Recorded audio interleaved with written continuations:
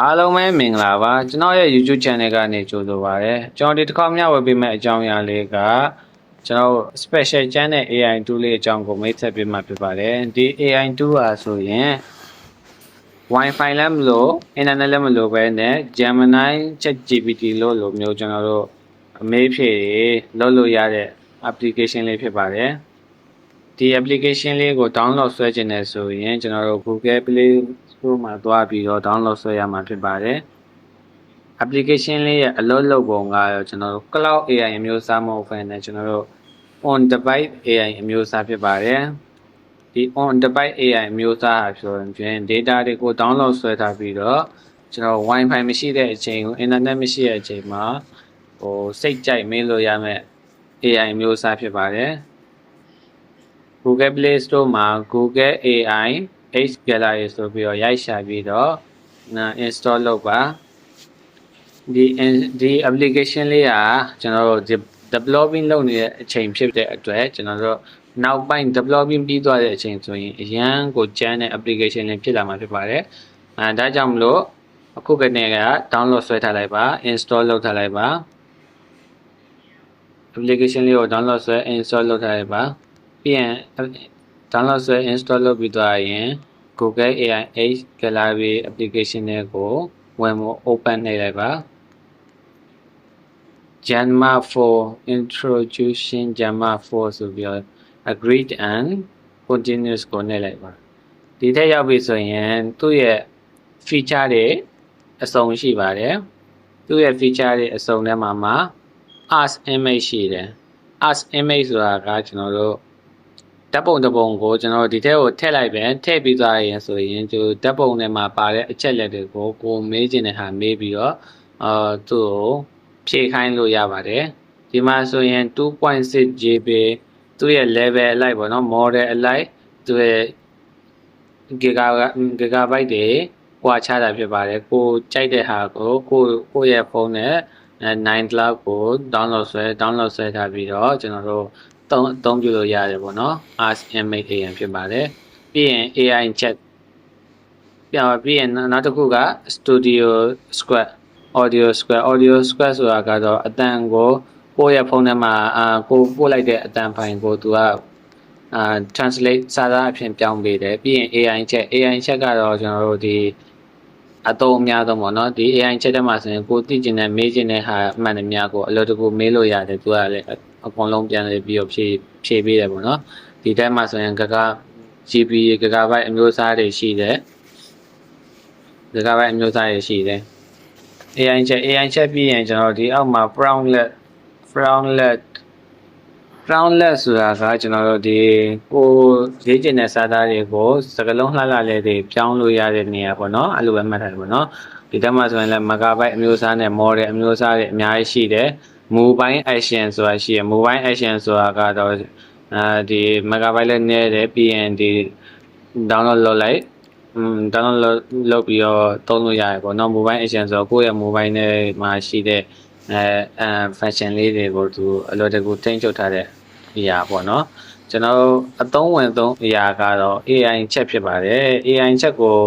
အသုံးပြုဖို့အတွက်ကျွန်တော် AI chat ကိုဝင်ပြီးရင်ကျွန်တော်ဒီ megabyte နည်းတဲ့ဟာကိုကျွန်တော် download ဆွဲပြီးတော့နမူနာအနေနဲ့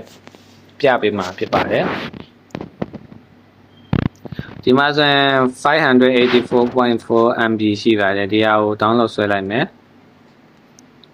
download ဆွဲပြီးတော့ရင်ဆိုရင် try it ကိုနှိပ်လိုက်ပါနော် try it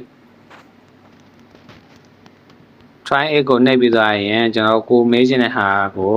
အလွယ်တကူမေးလို့ရပြီဖြစ်ပါတယ်ဒါကတော့နမူနာအနေနဲ့ကျွန်တော် MB နည်းတဲ့ဟာကို download ဆွဲပြတာဖြစ်ပါတယ်ကိုကလုံးဝကို special မေးမဲ့လူတွေဆိုရင်တော့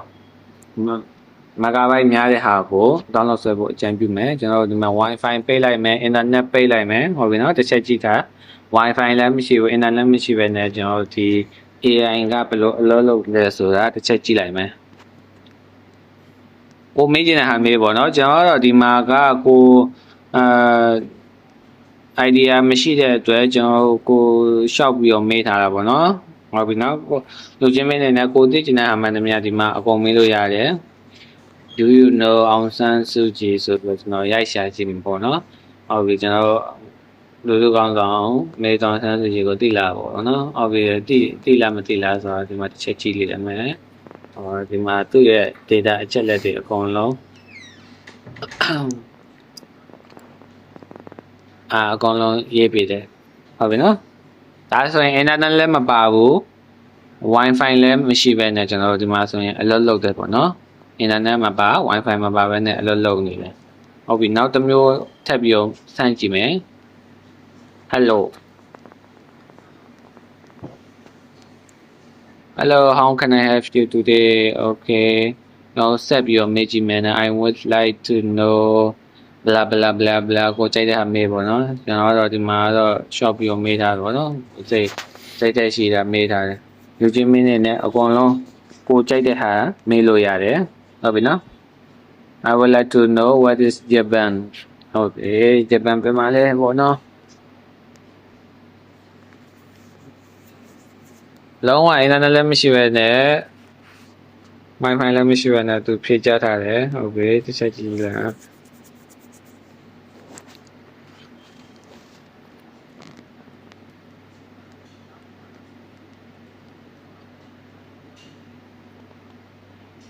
နောက်တစ်ခုအနေနဲ့ထပ်မေးကြည့်မယ် Do you know sushi okay sushi သိလားပေါ့sushi okay sushi သိတယ်ဘာညာပေါ့ Japanese cousin cuisine ပေါ့ဟုတ်ပြီ different Thai sushi nagiri sushi okay sushi အမျိုးအစားတွေပေါ့နော်sushi အမျိုးအစားတွေတကယ်ကိုလုံးဝကိုနော်internet မရှိဘဲနဲ့ကျွန်တော်တို့အလုပ်လုပ်ပြနေရပါတော့ AI ပြောအလုပ်လုပ်ပြတယ်ဒါဆိုရင်စင်ပြေတယ်ပေါ့နော်ကို internet မရှိတဲ့အချိန်တနေရာမှာရောက်နေလို့ internet မရှိတဲ့အချိန်ကိုမေးချင်တာလေးတွေပေါ်လာတယ်ဆိုရင်ဒီမှာအလွယ်တကူမေးလို့ရတဲ့အတွက်အရန်ကိုအဆင်ပြေတယ်ပေါ့နော် okay နောက်တစ်ခုထပ်မေးကြည့်မယ် by the way where is the Bagan okay Bagan ကဘယ်မှာလဲ oh this is an amazing place oh သူကအကုန်သိရနော်အကုန်သိတယ်ကျွန်တော်ကိုကြိုက်တဲ့ဟာမေးတယ်မြအကုန်လုံးပြန်ဖြေရပေါ့နော်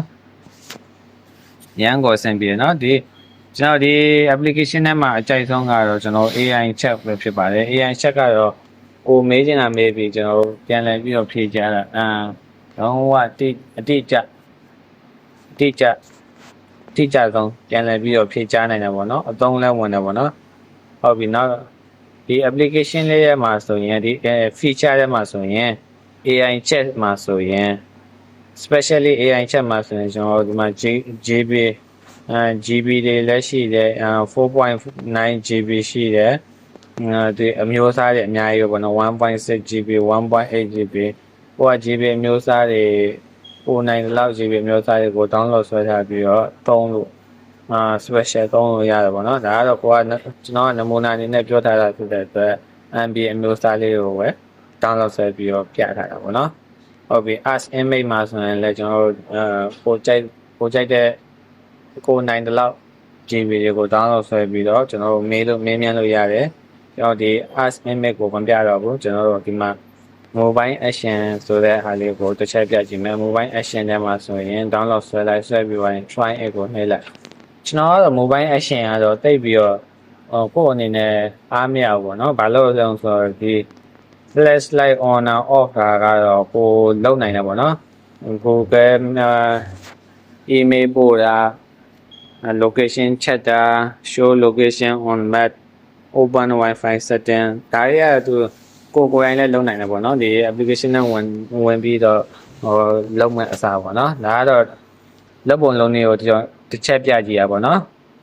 ကျွန်တော်အနေနဲ့ဒီအားရဆုံးကတော့ AI check feature လေးပဲဖြစ်ပါတယ်ဟုတ်ပြီဒီကတော့ကျွန်တော်နမူနာအနေနဲ့ပြကြည့်မယ်ကျွန်တော်ဒီမှာဆိုရင်light flashlight phone နာ off လာ auto အလုပ်လုပ်တယ်နော်ဒီဟာလေးကိုနှိပ်လိုက်မှဆိုရင် auto အလုပ်လုပ်တယ်ကျွန်တော်ဒီကို phone ရမလို့ပဲနဲ့ဒီမှာနှိပ်လိုက်အောင်လဲကျွန်တော်အလုပ်လုပ်တယ် contact ဆိုရင်လည်း contact အားတည်းမှတ်ပေးတယ်ပေါ့နော် email ဆိုရင်လည်း email ရောက်တယ်email က application ကြီးပဲရောက်တယ်ဒီ application ဖွင့်ပြီးဆိုရင် email ပို့မယ်ဆိုရင်တော့ wifi လို့ပြန်ရော ဟုတ်ပြီနော်ကျွန်တော်ဒီ function ကတော့ကျွန်တော်feature ကတော့သိပြီးတော့သဘောမကျဘူးကျွန်တော်အကြိုက်ဆုံး feature ကတော့ AI chat feature လေးဖြစ်ပါတယ်